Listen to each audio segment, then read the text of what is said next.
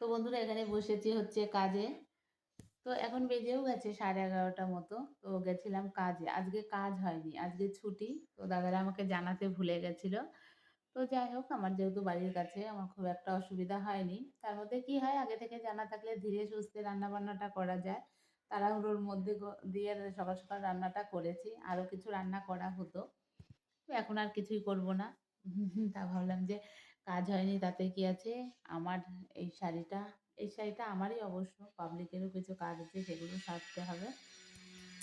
সামনেই যেহেতু বিয়েবাড়ি আছে বেশ কয়েকটা আশীর্বাদের ভিডিও আমি তোমাদের সঙ্গে শেয়ার করেছি। তো দেওরের বিয়ে আছে সামনে। তো শাড়ি-টাড়িগুলো তো রেডি করতে হবে। সেই কারণে বসে পড়েছি। ভাবলাম ওখানে ছুটি থাকলেও সময়টাকে নষ্ট করা যাবে না। তো এই কাজ করতে, করতে আবার তোমাদের সঙ্গে ভিডিও করে নিচ্ছি। আরেকজনাকে দিয়েছি হচ্ছে পড়তে। এখন আমি তোমাদের সঙ্গে কথা বলছি দেখছি নেই। দেখো বইটা খোলা অবস্থায়। এই কি করছিস? ভ্যাসলিন লাগাচ্ছিলাম। হ্যাঁ। ফেটে গেছে। হ্যাঁ, কি বদমাশ দেখেছো? যেই আমি তোমাদের সঙ্গে কথা বলছি সেই ওদিকে শুরু হয়ে গেছে। আর প্রচণ্ড পরিমাণে ঠান্ডা লেগেছে। মানে নাকে, নাকে কথাটা বলছে। যেহেতু জ্বরটা এখন আর নেই, জ্বরটা কমেছে। আর সোমবার থেকে পরীক্ষাও আছে। তো যাই হোক, ওখানে কাজ হয়নি তাতে কি আছে? বাড়িতে মানে ছুটি হলেও আমার আর ছুটি নেই।